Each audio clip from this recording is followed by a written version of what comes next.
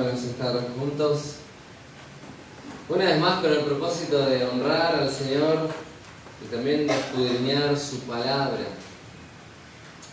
Hemos terminado de observar el capítulo 2 de 2 Tesalonicenses, de estudiarlo, de verlo, de recibir las exhortaciones que tenemos en ella y de cómo el creyente debe estar velando, debe estar atento, debe estar despierto frente a la inminente venida del Señor, en la cual, después de la venida del Señor y después de algunos acontecimientos importantes, va a ser el tiempo de la gran tribulación, cosa la cual está de alguna manera explicado en estos versículos del capítulo 2. Hemos visto la gracia de Dios llamándonos mediante el Evangelio y allí también escogiéndonos por su misericordia para que podamos tener salvación. Y la exhortación final de este capítulo que es estar firmes.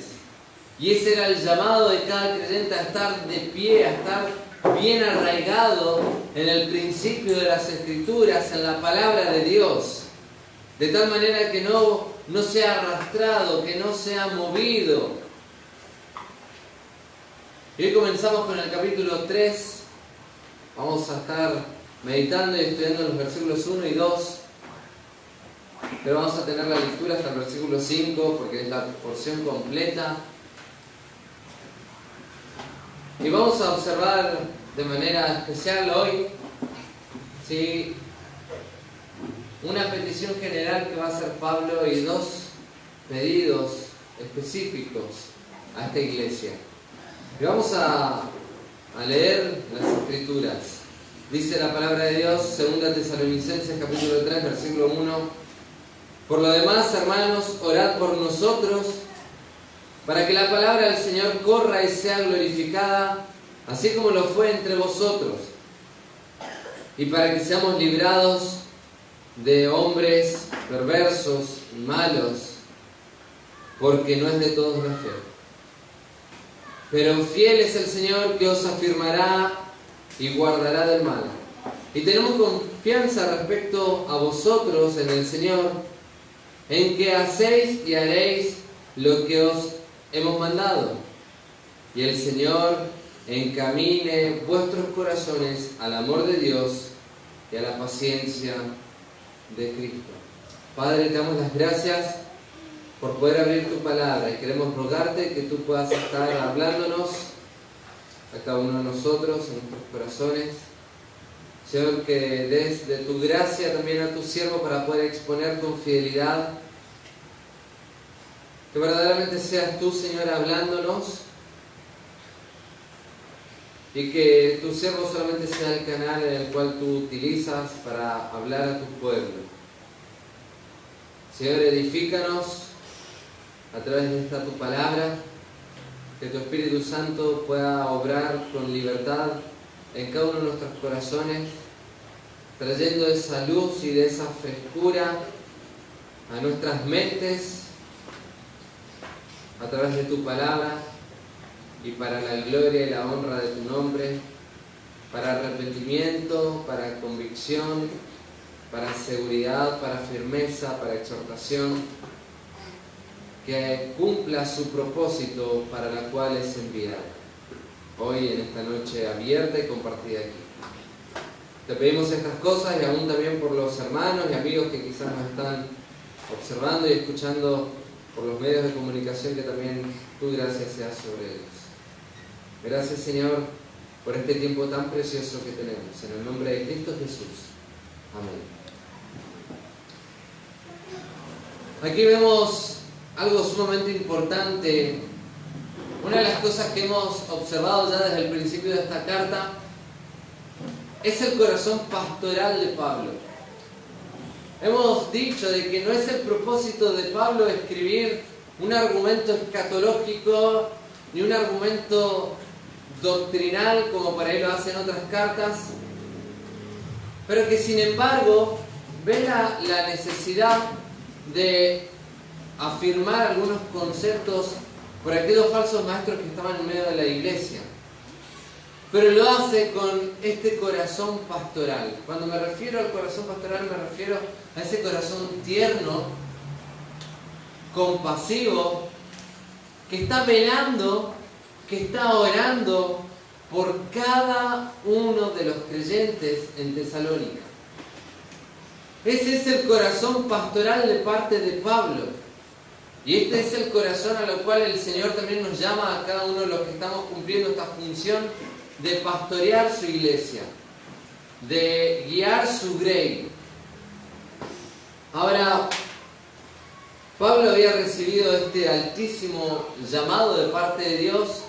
Allí se relata en Hechos capítulo 9, el cual él iba a ser aquel que iba a llevar el Evangelio a los gentiles y por todo el mundo conocido hasta entonces. Y es por eso que Pablo se preocupa, se ocupa, y una de las cosas que va a hacer en este texto es rogar a sus hermanos para que la palabra corra, así como lo fue en este lugar. Para que la palabra llegue y avance y se extienda, así como había ocurrido en Tesalónica. Ahora, quiero mencionar algunas cosas que son fundamentales dentro de la tarea pastoral. Hay obligaciones y responsabilidades. Sin lugar a dudas es el más alto llamado que una persona puede recibir, la tarea pastoral, la tarea de la misión. Es el más alto llamado porque tiene que administrar algo que no es suyo, que es del Señor y que Él compró con su propia sangre. Eso es lo que Pablo le dice allí en Hechos 20 a los ancianos de Éfeso. Que ellos deben mirar por el rebaño, que ellos deben cuidar por el pueblo de Dios.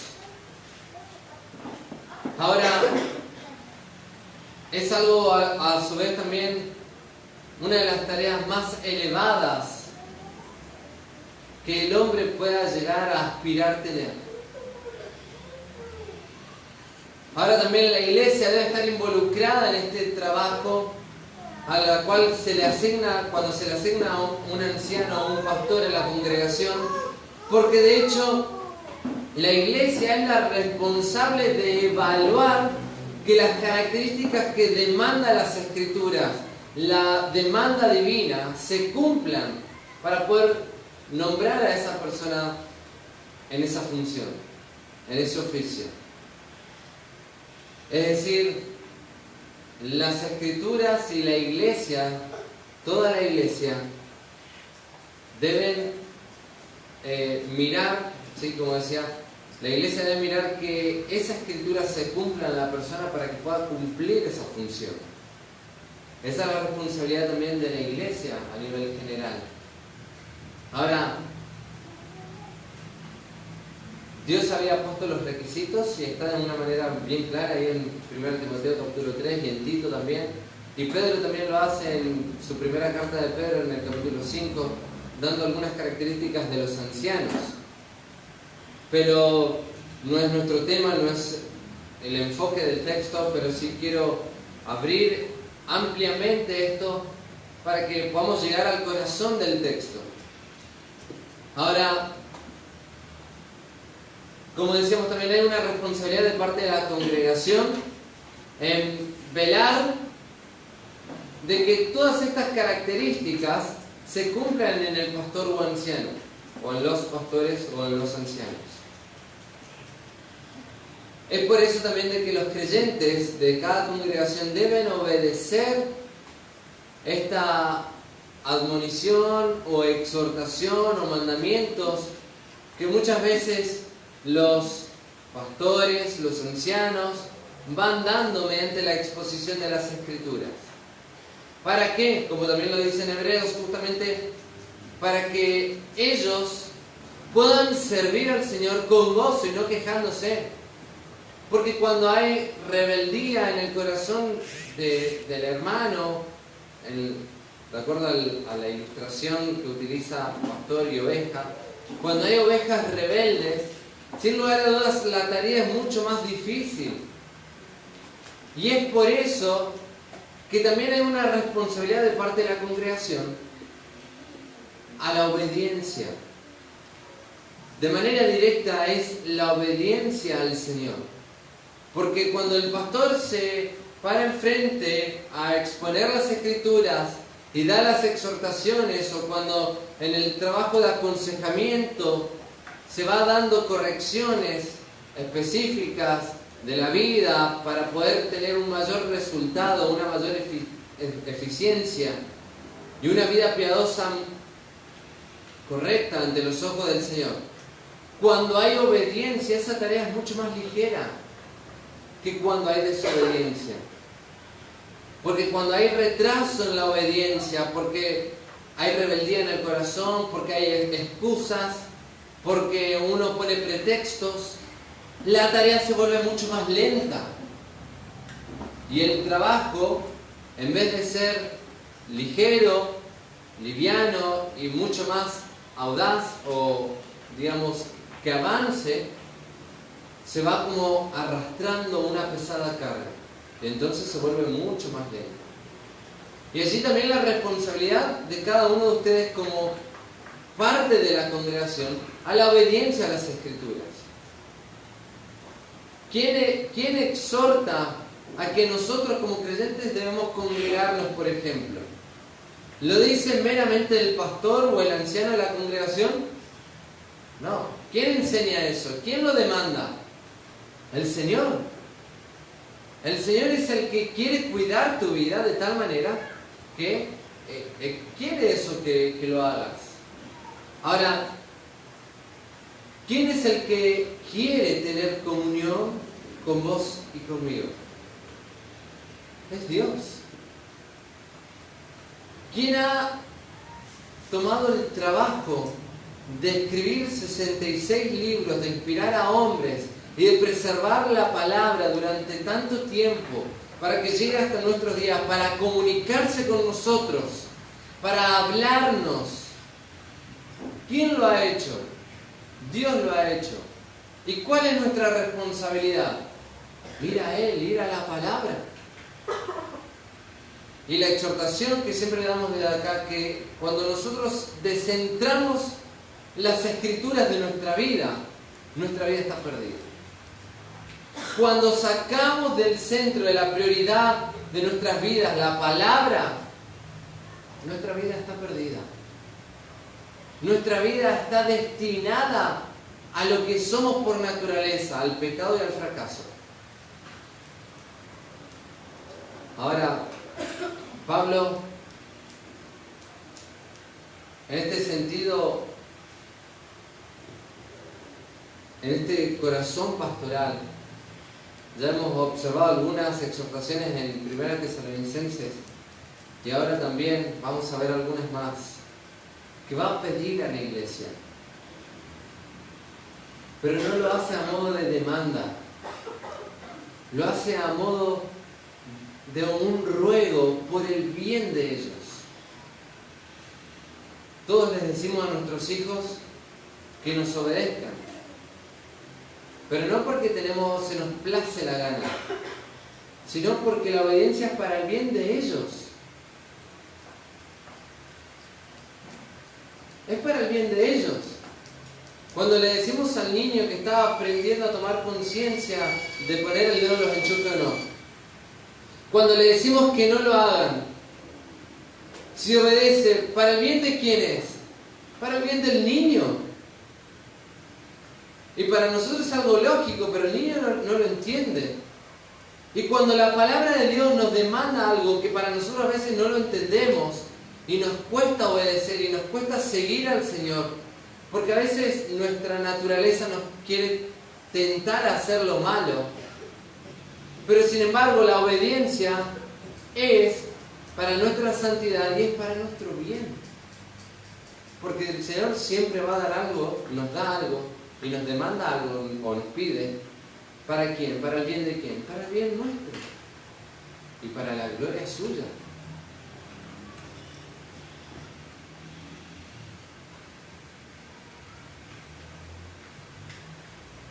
Cuando MacArthur decía lo siguiente: cuando el pastor y la iglesia cumplen el uno con el otro las responsabilidades mandadas en las Escrituras, Dios bendice a la iglesia, la hace fuerte, eficaz y gozosa. ¿Entendieron bien, no? Vuelvo a leerlo. Que cuando el pastor y la iglesia cumplen el uno con el otro, el pastor cumple su responsabilidad, la iglesia cumple su obediencia, su responsabilidad en obediencia, cumplen las responsabilidades mandadas en las Escrituras, ¿sí? Es decir, mandadas por el Señor. Dios bendice la iglesia y la hace fuerte, la hace eficaz y gozosa. Qué bueno es eso, ¿no? ¿Quién no quiere estar lleno de gozo? ¿Sí? Todos. Y es bueno el gozo y forma parte del fruto del Espíritu. Y como consecuencia del fruto del Espíritu es por la obediencia a la palabra. No hay cosa más triste que el creyente apartado. No hay peor cosa que el creyente apartado. No te puede pasar peor cosa que apartarte del Señor. Porque ni siquiera vas a ser feliz en el mundo, porque sabes que no sos del mundo. Y sabes que no es tu lugar ese que estás allá, que tendrías que estar acá. Pero lo peor es que cuando venís a veces tampoco te sentís bien, porque sabes que hay cosas mal en tu vida y que tenés que corregirlas. Por lo tanto, se vuelve la vida quizás más más infeliz, más triste. Pero a su vez, la vida más gozosa, más plena que una persona en esta tierra puede experimentar es en obediencia a la palabra de Dios. Allí está la plenitud. Allí está el gozo del Señor. En tu presencia hay plenitud de gozo, decía el salmista. Y así también ocurre en la iglesia. ¿Y saben qué? Esta es una frase muy añeja, pero tan llena de vigor y de realidad, de vida. Que la obediencia siempre trae bendición. La obediencia siempre trae bendición. Siempre conviene obedecer. Siempre es mejor obedecer. Ahora, Pablo va a hacer un ruego, aquí un ruego a nivel general,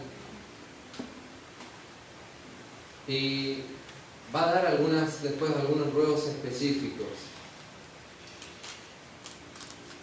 Sabemos que Pablo en su ministerio y él como persona, podríamos decir que casi que era inigualable en cuanto a todo su conocimiento y su preparación.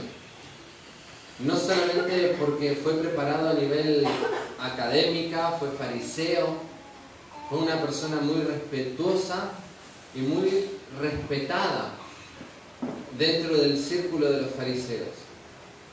Pablo fue una persona que tenía un carácter muy efusivo, muy comprometido con lo que hacía.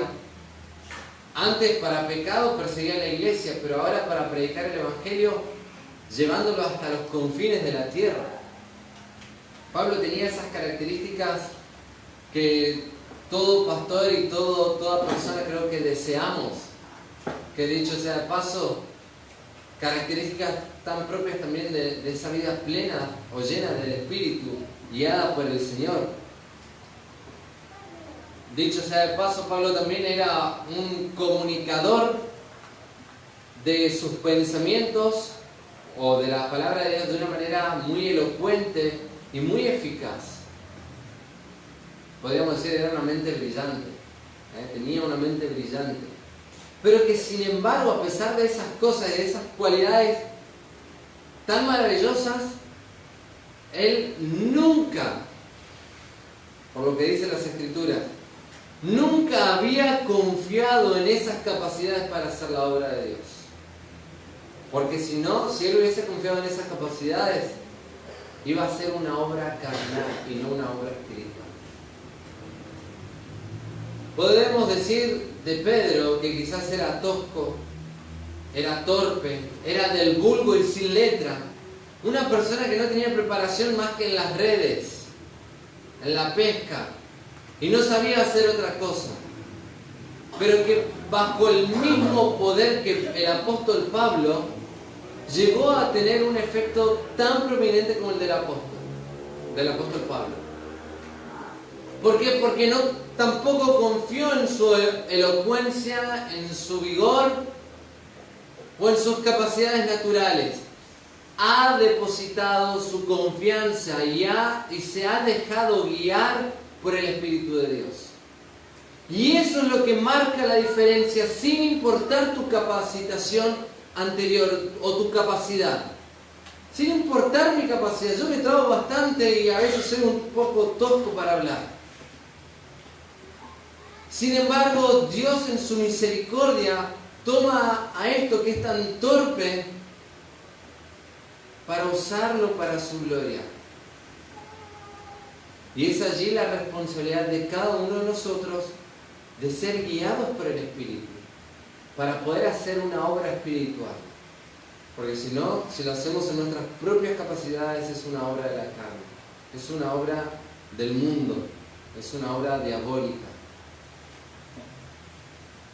De allí la importancia, y es a lo que Pablo entonces va a rogar. Y empieza diciendo el texto: por lo demás, hermanos. Ese por lo demás tiene que ver con esta palabra. Es una sola palabra en el original griego, loipos, que tiene que ver no con un sentido de finalidad o de terminar su carta, sino más bien en un sentido de transacción o de cambiar de tema. ¿Sí? Ya estuvo hablando del aspecto doctrinal sobre la escatología o lo que iba a acontecer respecto al hombre de pecado. Entonces ahora quiere cambiar el tema y entonces va a usar la palabra por lo tanto, ¿sí? Para comenzar un nuevo tema. Se traduce también de manera literal, se puede decir en cuanto al resto, o también además de eso, quiero expresarles otras cosas, quiero decirles otras cosas. Además de, les voy a decir otras cosas. Y justamente Pablo utilizó muchas veces esta frase. Una de ellas la habíamos leído en 1 Tesalonicenses capítulo 4, versículo 1. Después de que Pablo había anunciado el deseo que tenía de ir a verlos y esa oración que él expresa hacia ellos, o a Dios a favor de ellos, dice el versículo 1: por lo demás, hermanos, os ruego y exhortamos en el Señor Jesús, que de la manera que aprendiste de nosotros cómo os conviene conduciros y agradar a Dios, así abundéis más y más. Ahí aparece la misma palabra. Por lo demás, o por lo tanto. Por lo demás, ¿sí?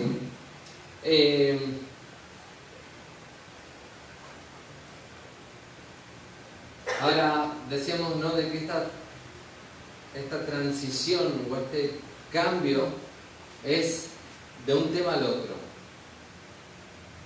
Ahora, fíjense a quién le escribe. Por lo demás, hermanos. A los hermanos. ¿Sí? Le escribe a aquellos a los cuales él amaba entrañablemente. A aquellos a los cuales le eran cercanos a su corazón. Por eso le dice hermanos. Y Pablo invita entonces a sus hermanos, a los creyentes, a orar por nosotros, dice el texto. Orar por nosotros. Justamente porque una de las cosas que Pablo estaba siempre en mente, ya lo hemos observado, que pocas veces en el texto habla de manera personal, a mí, sino habla de manera general de él y su equipo misionero. Orad por nosotros. Es decir, que oraran por sus compañeros de trabajo y por él. Ahí aparece esa palabra orar. Es una palabra bastante larga en el original, que está en el tiempo presente. No lo voy a decir porque es bastante complicado para leerlo. Y justamente es un pedido, es un ruego que Pablo hace hacia estos hermanos de Tesalónica. Y tiene que ver, como decíamos, está en el tiempo presente, insinuando de que ya estaban orando, pero Pablo le ruega a que sigan orando o a que permanezcan o a orar continuamente, o podríamos decir también hacer oración o hacer de la oración un hábito constante, pero de manera particular que oren por la vida de ellos. Esto es muy similar a lo que Pablo también dice en 1 Tesalonicenses, ya lo exhortó de esta manera, el versículo 17 del capítulo 5, que dice: orad sin cesar, dad gracias en todo, porque esta es la voluntad de Dios para con vosotros en Cristo Jesús. Y ese orad es la misma palabra acá, que oren en el tiempo presente constantemente, continuamente. Y este es el pedido general de parte de Pablo, a que oren por ellos. Y este pedido de oración de parte de Pablo para con él y con Timoteo y Silas es sumamente importante, porque también nos muestra el corazón de Pablo en cuanto a su humildad y en cuanto al hecho de que a esa mansedumbre de querer someterse al poder de Dios y a la autoridad de Dios. Y que él, a pesar de que ellos eran nuevos creyentes, Pablo, necesitaba de la oración de los creyentes. A pesar de que eran nuevos creyentes, ellos podían hacer la obra de Dios en oración a favor de la vida de Pablo, de Silas y Timoteo. Dicho sea de paso, esta es una exhortación también para nosotros, trayéndolo a nuestro contexto, de que no importa la edad que tengas, y no importa cuántos años de creyente tengas, es sumamente importante que vos, en tu responsabilidad como miembro de la congregación, ores por los pastores, por los ancianos, ¿sí? Y por la obra de Dios. Ores por la persona que está enseñando las Escrituras.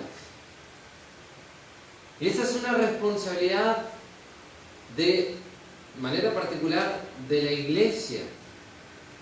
Yo necesito de sus oraciones. Necesito que oren por mí.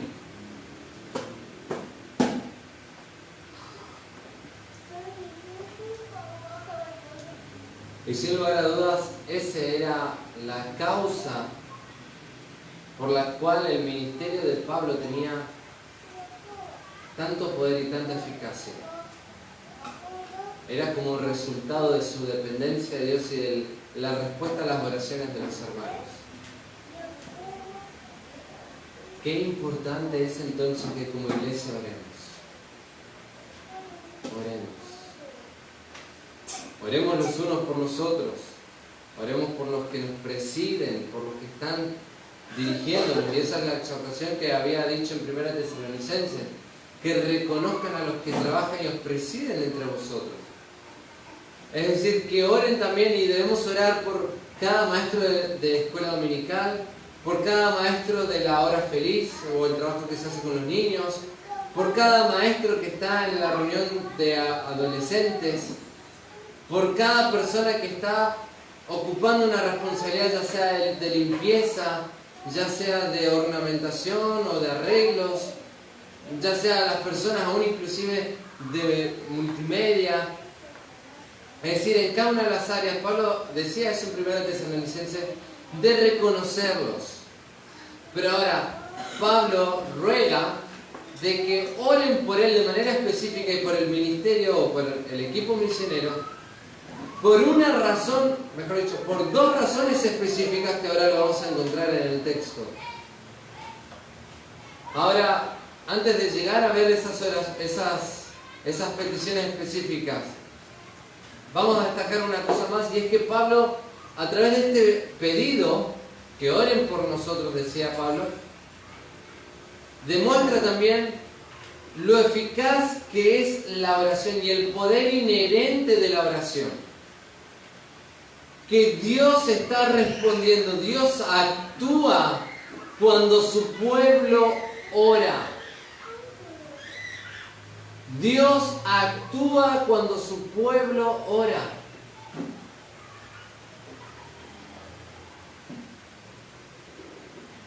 Y es el privilegio que tenemos como creyentes también, de poder orar, porque quizás a veces no podemos ir a ciertos lugares, pero podemos orar por ciertas personas que están ahí.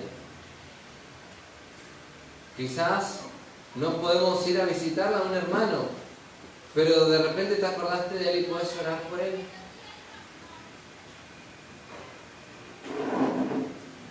Dios ha dejado la oración para que nosotros entendamos que en esa dependencia de Dios, en esa dependencia de Él, está el poder y la gracia de Dios para actuar a través de nosotros y en medio de nosotros.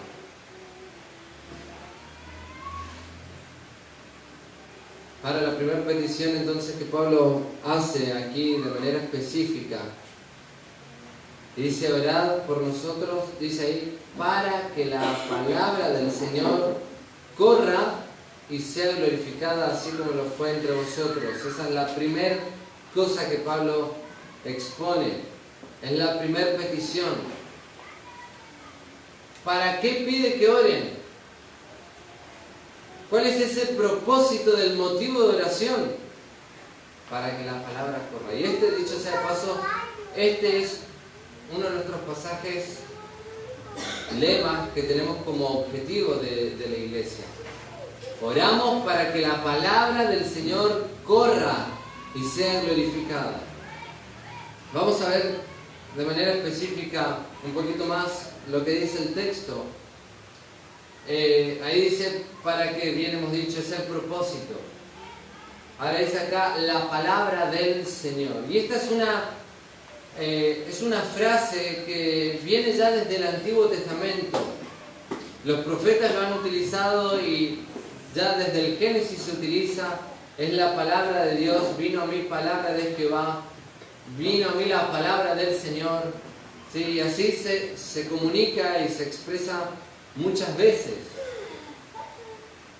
Y una de las cosas a las cuales Pablo hace énfasis con esta frase, la palabra del Señor, tiene que ver con la revelación divina. A eso se está refiriendo, a que esa revelación de Dios pueda correr. Yendo hacia el Nuevo Testamento también encontramos de que esa revelación o esa palabra de Dios muchas veces es anunciado en cuanto al Evangelio del Señor Jesucristo.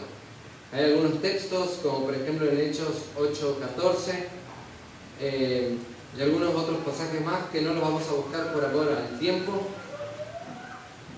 y que está asociado frecuentemente al Evangelio, la palabra del Señor. Ahora también, con respecto a lo que estamos leyendo y al contexto que Pablo nos deja ver aquí, tiene que ver con respecto al Evangelio que Pablo mismo predicaba. Viene en primer lugar el hecho de esas buenas noticias de salvación, que cuando se cree ofrecen más comprensión de la revelación divina mediante el resto de las Escrituras. Es decir, una persona que no cree en el Evangelio no entiende la palabra de Dios. Entonces Pablo lo primero que dice es que la palabra pueda correr, el Evangelio pueda correr, pueda llegar, de tal manera que cuando ellos escuchen la palabra de Dios, el Evangelio, la palabra del Señor, crean. Y de esta manera entonces después puedan comprender mayormente las Escrituras. Eso por un lado. Pablo quería que la palabra, el Evangelio, corriera y fuera glorificado. Él escribe esta porción desde Corinto, justamente donde en Corinto se habían presentado muchas dificultades, mucha oposición, había hostilidad allí. Respecto al Evangelio, Pablo no tenía esa libertad para poder predicar el Evangelio, o si bien la tenía, pero había mucha oposición de parte de los corintios, pero que sin embargo su ruego era por esta causa, para que la palabra del Señor no haya resistencia, sino que pueda correr, que pueda fluir. Y eso nos muestra ese corazón de parte del apóstol Pablo comprometido con el Evangelio.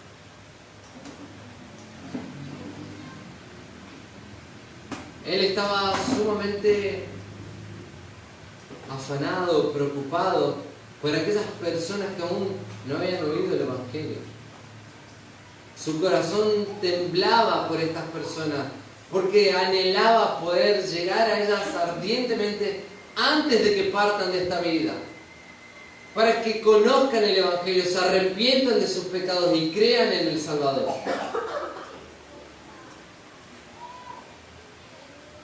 Ahora, esa era su gran pasión, el Evangelio. Y es por eso que pide acá, dice el texto ahí, que corra. Esa palabra correr es trecho o trejo, algunos lo traducen, que significa literalmente avanzar deprisa o progresar rápidamente. Hay un texto en el Salmo 147 que nos da luz respecto a la palabra de Dios y cómo procede, mejor dicho, cómo Dios la envía. Dice lo siguiente: Él envía su palabra a la tierra, velozmente corre su palabra. Salmo 147, 15. Él envía su palabra a la tierra, velozmente corre su palabra. Y ahí está dándonos a entender con cuánta velocidad, cuánta rapidez actúa y tiene que ir y fluir la palabra de Dios. Y así como Dios la envía, así debería de correr. Ahora es evidente, por lo que dice el texto aquí, y otros pasajes más, como el de 2 Corintios, en el capítulo 4, que dice que Dios de este siglo cegó el entendimiento de los incrédulos, para que la luz del Evangelio no resplandezca. Y toda persona que rechaza el Evangelio, que no cree en el Evangelio, verdaderamente se vuelve potencialmente y a veces en acción opositor al Evangelio. Pero Pablo acá ruega para que la palabra corra. Esa frase también tiene que ver con el hecho de avanzar como un corredor avanza hacia la meta de una manera fuerte y se adelanta a sus adversarios sin obstáculos.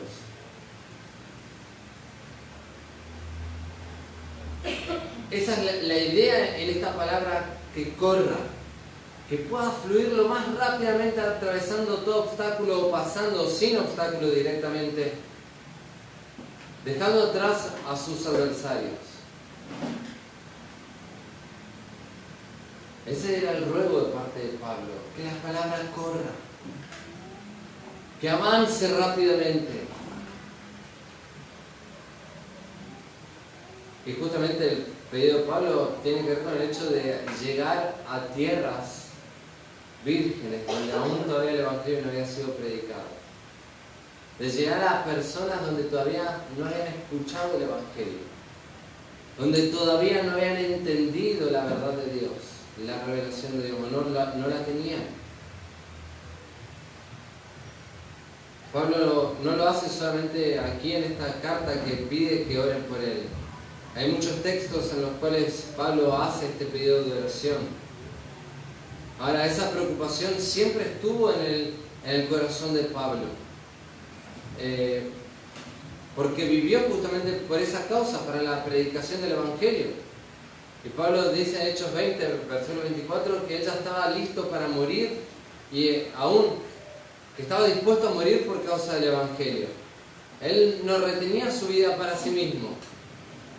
Aún inclusive en otros pasajes también, como en Efesios 6, habla de que justamente Pablo dice que oren por mí, dice, a fin de que al abrir mi boca me sea dada palabra, ¿sí? Para hablar con denuedo y dar a conocer el misterio del Evangelio. Aquello que antes había sido oculto, pero que ahora había sido revelado. Así también lo hace en Colosenses capítulo 4. Pablo a cada iglesia constantemente, y no solamente él oraba por las iglesias, sino que ruega que las iglesias estén orando por él. Y volvemos a repetir esto. Necesitamos, cada anciano, cada pastor necesita de la oración de cada uno de los hermanos. Y aún inclusive uno puede orar por hermanos que a veces no conoce. Por años hemos estado orando por personas a las cuales nosotros nunca hemos conocido, personas que están en Medio Oriente, predicando el Evangelio. Hay un hermano que tiene un sobrenombre para justamente no se da a conocer, Mahmoud, y que él expone su vida por causa del Evangelio allí en Palestina. Pero allí, en medio de esa iglesia subterránea, él está predicando la palabra, el Evangelio de salvación. En estos días vi en las redes sociales otros hermanos allí en las mismas calles de Jerusalén llamando al arrepentimiento y a que pongan su fe en Jesucristo. Y cómo la gente le empezó a gritar y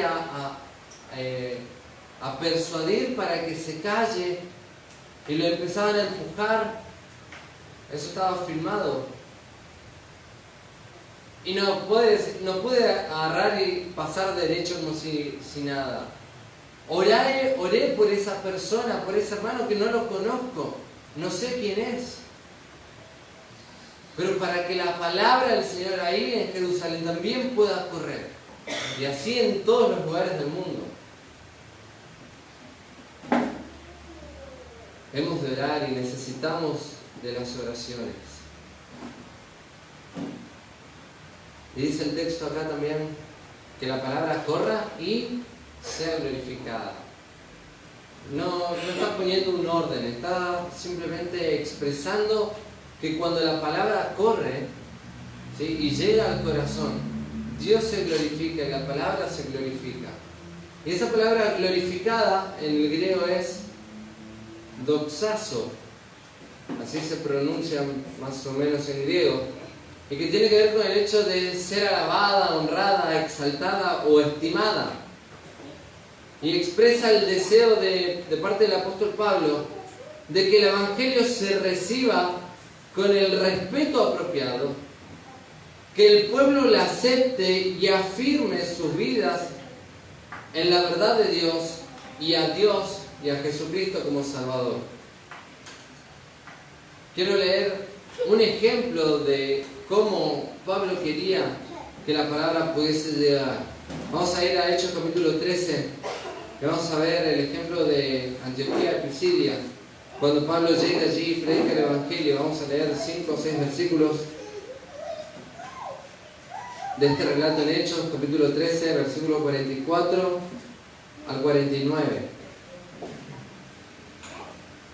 Dice lo siguiente: el siguiente día de reposo se juntó casi toda la ciudad para oír la palabra de Dios. Pero viendo los judíos la muchedumbre, se llenaron de celos y rebatían lo que Pablo decía, contradiciendo y blasfemando. Entonces Pablo y Bernabé, hablando con denuedo, dijeron: a vosotros a la verdad es necesario que se os hablase primero la palabra de Dios. Mas puesto que la desecháis y no os juzgáis dignos de la vida eterna, he aquí, nos volvemos a los gentiles, porque así nos ha mandado el Señor diciendo, te he puesto para luz de los gentiles a fin de que seas para salvación hasta lo último de la tierra. Los gentiles, oyendo esto, se regocijaban y glorificaban la palabra del Señor y creyeron todos los que estaban ordenados para vida eterna. Y la palabra del Señor se difundía por toda aquella provincia. Y ese era el pedido de oración de Pablo, que corra, se difunda y sea glorificada. Al oír, al creer, que dice, glorificaron la palabra de Dios. Y no se está refiriendo a una adoración al libro, sino cuando se refiere la palabra de Dios, es de quién procede ese mensaje. Cuando se glorifica la palabra de Dios, se está glorificando a Dios mismo, porque Él es su autor, a Él se le da la honra. Dicho de otra manera, con otro ejemplo, cuando se cita algún autor y se dice, qué buena frase o qué lindo es esto que dice este autor, ¿qué se está haciendo? Se está dando honra a ese autor. Bueno, de la misma manera, nosotros con el Evangelio, cuando el Evangelio llega a las personas y creen y dan gloria a Dios por este mensaje tan glorioso, valga la redundancia, dan gloria a Dios y a su palabra. Glorifican la palabra de Dios.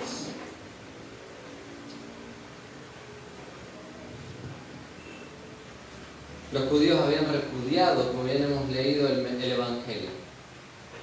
No lo habían creído, lo habían rechazado. Los gentiles lo recibieron y en ellos fue glorificado. Muchos de los judíos también habían creído. Hubo un gran grupo de judíos que sí habían creído. Y allí se conformó también una iglesia. Ahora volviendo al texto, entonces ahí en Tesalonicenses,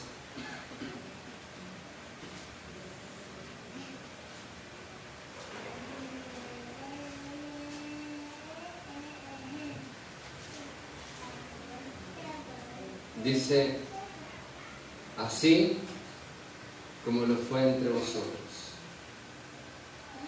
Pablo oraba. Hemos leído también el texto en otras oportunidades cuando Pablo llega a Tesalónica y cómo ellos al oír el Evangelio se convierten. Es el testimonio que el mismo el apóstol Pablo da allí en su primera epístola al Tesalonicenses en el capítulo 1, versículos 5 al 10. Da ese testimonio de cómo esta iglesia había dejado sus ídolos, cómo había dejado de servir a los dioses, había dejado el paganismo, había dejado de servir y de adorar a los múltiples dioses que tenían. Eran politeístas y se volvieron, es decir, se han arrepentido de todo eso malo y dieron vuelta y giraron su rostro hacia Dios y le han creído a Dios. Y ahora le sirven a Dios, al Dios vivo y verdadero.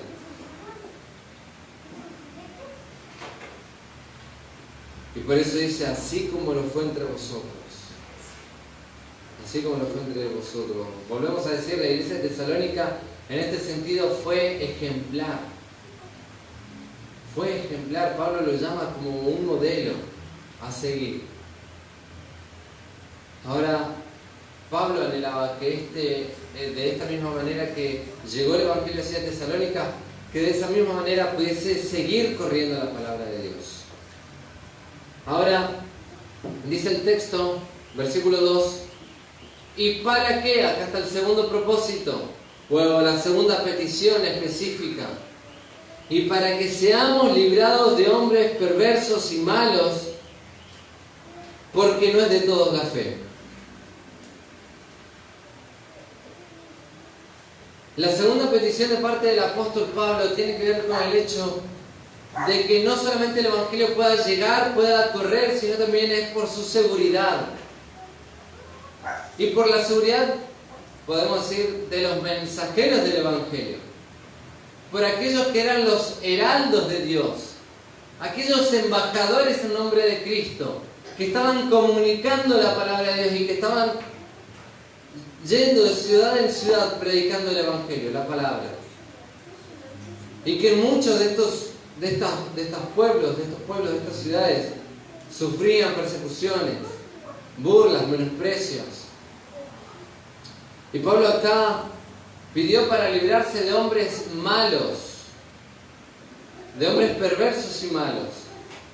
Justamente Pablo los identifica de esta manera porque hombres perversos, tiene que ver, la palabra en el original es atopos, que significa literalmente que están fuera de lugar.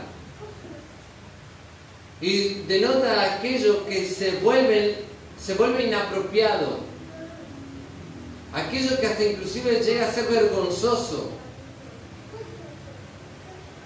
Y Pablo dice que había hombres que eran perversos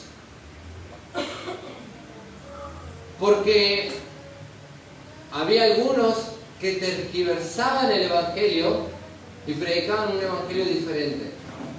Eran hombres perversos.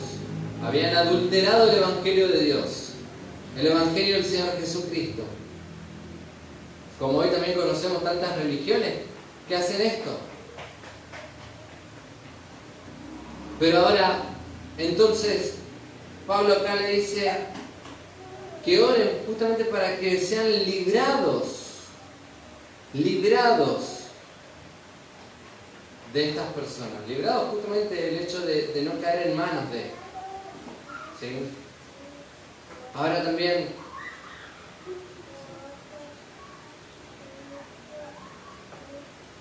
de esa manera podemos subrayar también lo peligroso que son estos hombres perversos, que tuercen la palabra, que enseñan cosas que no corresponden. Y lo llama también hombres malos, que en el griego esa palabra malo es poneros, que tiene que ver con el hecho de ser malignos o agresivamente impíos. Es decir, que van en contra de Dios de una manera agresiva, o en contra de la piedad de una manera agresiva.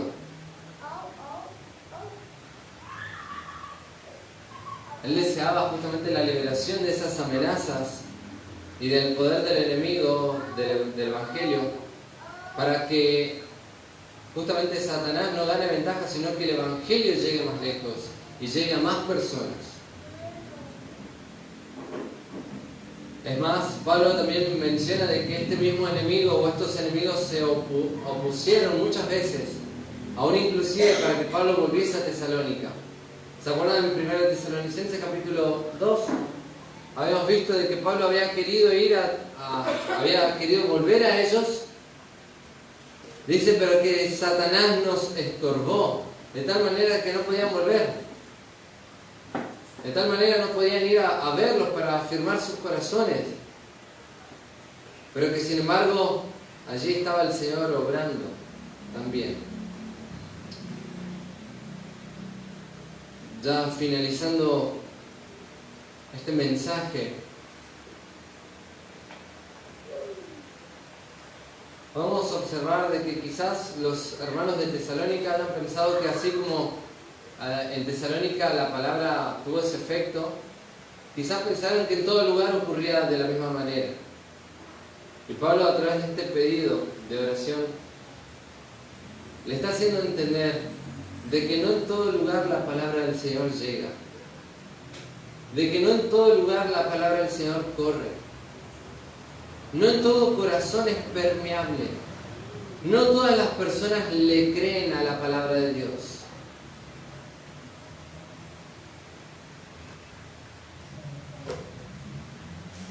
Y es por eso que dice ahí el texto, porque no es de todos la fe. Porque no todos creen, no todos obedecen al Evangelio de Dios. Ahora, con esto quiero resaltar, y con esto ir concluyendo, que justamente la frase implica de que no todos creen el Evangelio.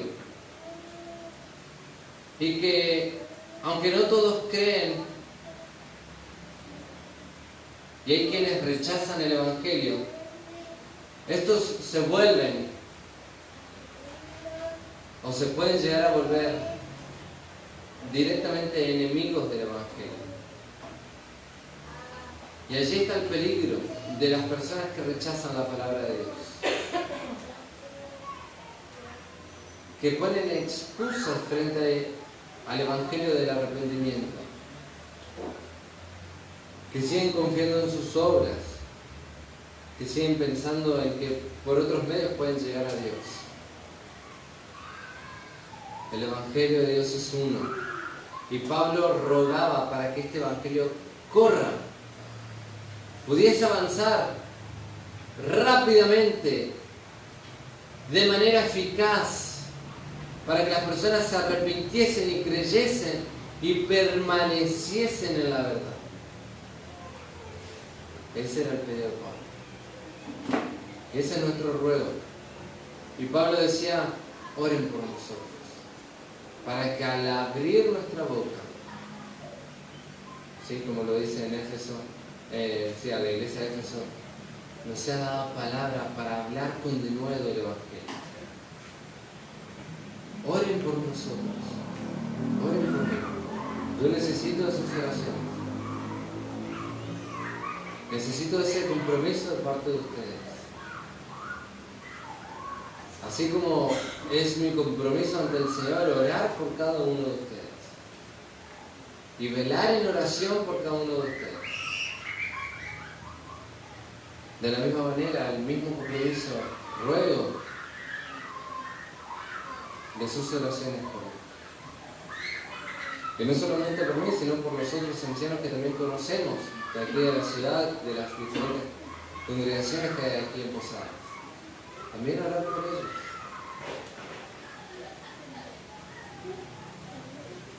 Finalmente una frase MacArthur dice, Pablo llamó a la oración a los tesalonicenses para que cuando él y sus compañeros predicaran la palabra del Evangelio, ésta avanzara triunfante, sin dificultades, y se la creyera.